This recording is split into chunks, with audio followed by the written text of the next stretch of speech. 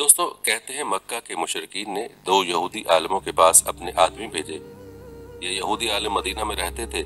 दोनों कासिदों ने यहूदी आलिमों से मुलाकात की और उनसे कहा, हम आपके पास अपना एक मामला लेकर आए हैं। हम लोगों में एक यतीम लड़का है, उसका दावा है कि वो अल्लाह का रसूल है। ये सुनकर यहूदी आलिम बोले, हमें उसका हुलिया बताओ। कासिदों ने नबी अकरम सल्लल्लाहु अलैहि वसल्लम का हुलिया बता दिया। तब उन्होंने पूछा, तुम लोगों में से किन लोगों ने उनकी पैरवी की है? उन्होंने जवाब दिया, कम दर्जे के लोगों ने। अब उन्होंने कहा, तुम जाकर उनसे 3 सवाल करो। अगर उन्होंने इन 3 सवालात के जवाब दे दिए तो अल्लाह के नबी हैं, और अगर जवाब ना दे सके तो फिर समझ लेना वो कोई झूठा शख्स है। पहले उनसे उन नौजवानों के बारे में सवाल करना जो पिछले जमाने में कहीं निकल गए थे, यानी असहाबे कहफ के बारे में पूछना कि उनका क्या वाकया था, इसलिए कि उनका वाकया निहायत अजीब व गरीब है। हमारी पुरानी किताबों के अलावा इस वाकये का जिक्र कहीं नहीं मिलेगा। अगर वो नबी हैं तो अल्लाह ताला की तरफ से खबर पाकर उनके बारे में बता देंगे, वरना नहीं बता सकेंगे। फिर उनसे ये पूछना कि सिकंदर जुल्करनैन कौन था, उसका क्या किस्सा है। फिर उनसे रूह के बारे में पूछना कि वो क्या चीज है। अगर उन्होंने पहले दोनों सवालों के जवाब दे दिया और उनका वाकया बता दिया और तीसरे सवाल यानी रूह के बारे में भी बता दिया, तो तुम लोग समझ लेना कि वो सच्चे नबी हैं। इस सूरत में तुम उनकी पैरवी करना। प्यारे दोस्तों, कुरैश मक्का के भेजे हुए लोग मज़कूरा 3 सवालात लेकर वापस मक्का आए और कुरैश से कहा और कहने लगे कि हम ऐसी चीज लेकर आए कि उससे हमारे और मोहम्मद के दरमियान फैसला हो जाएगा। दोस्तों, कहते हैं कि उसके बाद उन्होंने उन सब को तफसील सुनाई। अब ये मुशरिकीन हजूर नबी अकरम सल्लल्लाहु अलैहि वसल्लम के पास आए। उन्होंने आपसे कहा, ऐ मोहम्मद, अगर आप अल्लाह के सच्चे रसूल हैं तो हमारे 3 सवालात के जवाबात बता दें। हमारा पहला सवाल यह है कि असहाबे कहफ कौन थे, दूसरा सवाल है कि जुल्करनैन कौन थे, और तीसरा सवाल है कि रूह क्या चीज है। कहते हैं कि आप सल्लल्लाहु अलैहि वसल्लम ने उनके सवालात सुनकर फरमाया, मैं इन सवालात के जवाबात तुम्हें कल दूंगा। नबी अकरम सल्लल्लाहु अलैहि वसल्लम ने उस जुमले में इंशाअल्लाह ना फरमाया, यानी ये ना फरमाया इंशाअल्लाह मैं तुम्हें कल जवाब दूंगा। कुरैश आपका जवाब सुनकर वापस चले गए। हजरत सल्लल्लाहु अलैहि वसल्लम वही का इंतजार करने लगे, लेकिन वही ना आई। दूसरे दिन वो लोग आ गए, आप उन्हें कोई जवाब न दे सके। वो लोग लगे बातें करने। उन्होंने ये तक कह दिया, मोहम्मद के रब ने उन्हें छोड़ दिया। उन लोगों में अबू लहब की बीवी उम्मे जमील भी थी।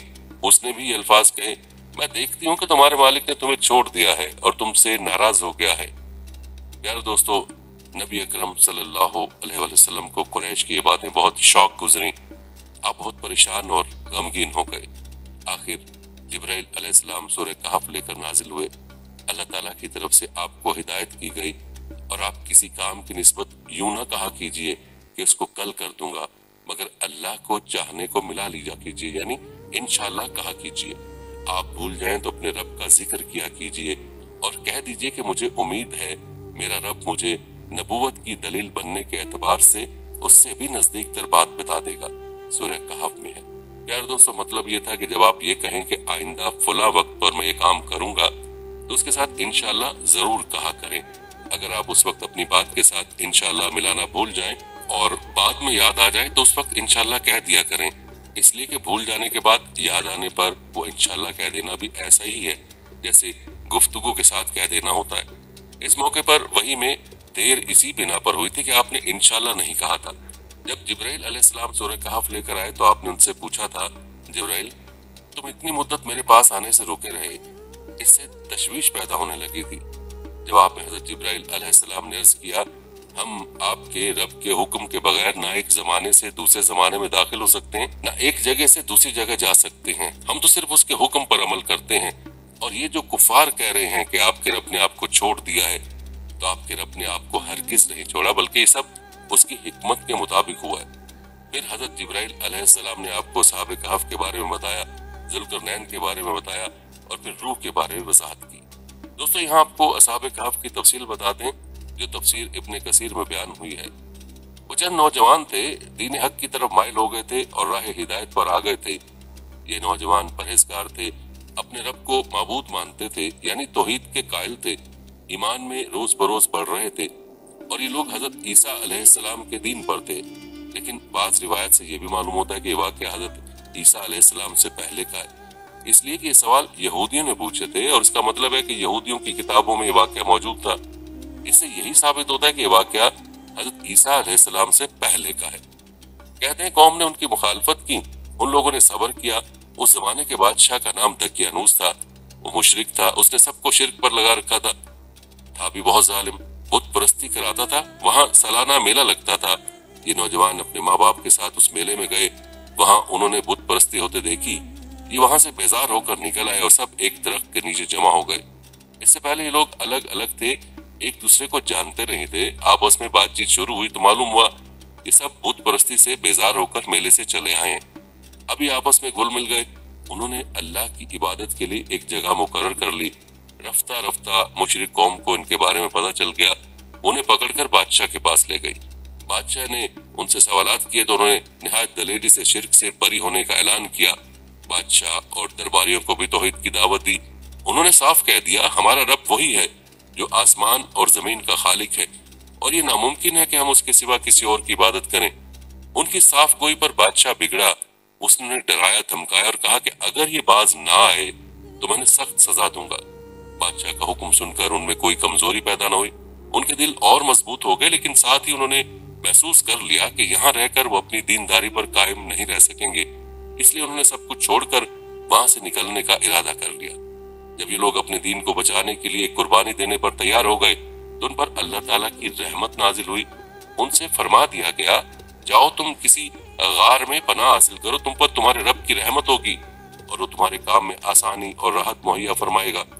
बस ये लोग मौका पाकर वहां से भाग निकले और एक पहाड़ के गार में छुप गए। कौम ने उन्हें हर तरफ तलाश किया लेकिन वो ना मिले। अल्लाह ताला ने उन्हें उनके देखने से आजिज कर दिया।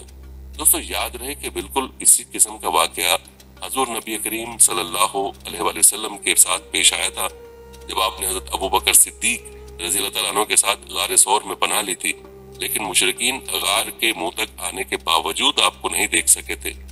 असहाबे काफ के वाक़े में भी चंद रिवायत में तफसील इस तरह है कि बादशाह के आदमी ने उनका ताक़ुब किया था और गार तक पहुंच गए थे, लेकिन गार में उन लोगों को नजर नहीं आए थे। कुरान करीम का ऐलान है कि उस गार में सुबह शाम धूप आती जाती है। ये गार किस शहर के किस पहाड़ में ये यकीनी तौर पर किसी को मालूम नहीं। फिर अल्लाह ताला ने उन पर नींद तारी कर दी। अल्लाह ताला उन्हें करवटें बदलवाते रहे। उनका कुत्ता भी गार में उनके साथ था। प्यारे दोस्तों, अल्लाह ताला ने जिस तरह अपनी कुदरत कामला से उन्हें सुला दिया था उसी तरह उन्हें जगा दिया। वो 309 साल तक सोते रहे थे। अब 309 साल बाद जागे तो बिल्कुल ऐसे थे जैसे अभी कल ही सोए थे।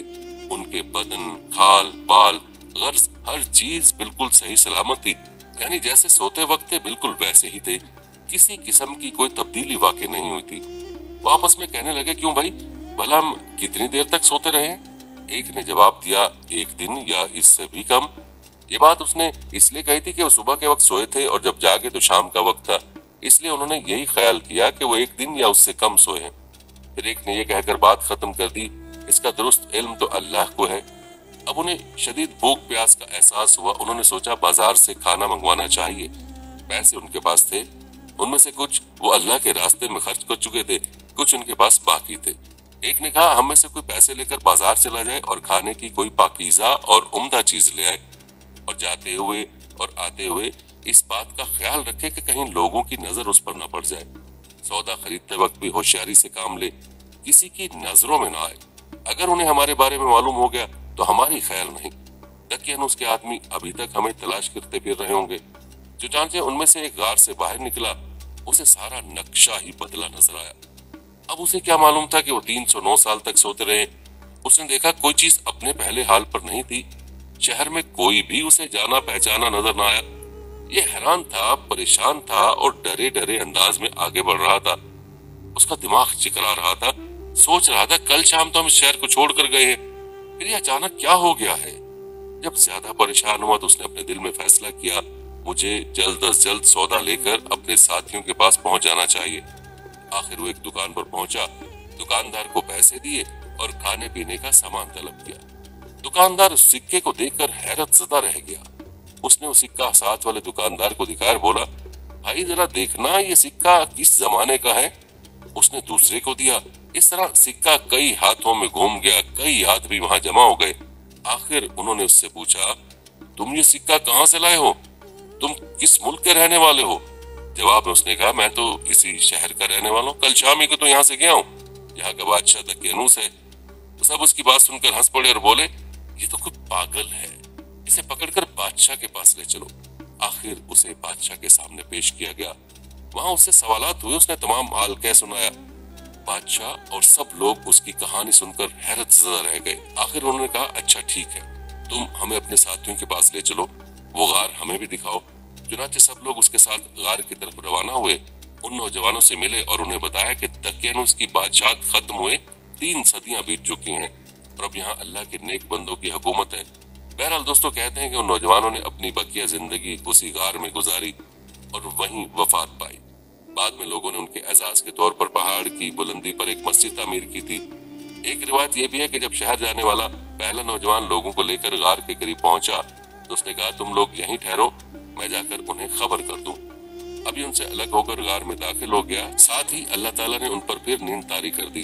बादशाह और उसके साथी उसे तलाश करते रह गए, ना वो मिला और ना ही वो गार उन्हें नजर आया। अल्लाह ताला ने उनकी नजरों से गार को और उन सबको छुपा दिया। उनके बारे में लोग ख्याल जाहिर करते रहे कि वो 7 थे, 8वां उनका कुत्ता था, या वो 9 थे, 10वां उनका कुत्ता था। बहरहाल दोस्तों, उनकी गिनती का सही इल्म अल्लाह ही को है। अल्लाह ताला ने अपने नबी सल्लल्लाहु अलैहि वसल्लम से इरशाद फरमाया, उनके बारे में ज्यादा बहस न करें और ना उनके बारे में किसी से दरियाफ्त करें, क्योंकि उनके बारे में लोग अपनी तरफ से बातें करते हैं, कोई सही दलील उनके पास नहीं। मालूम हुआ कि तादाद पर ज्यादा बहस नहीं करनी चाहिए।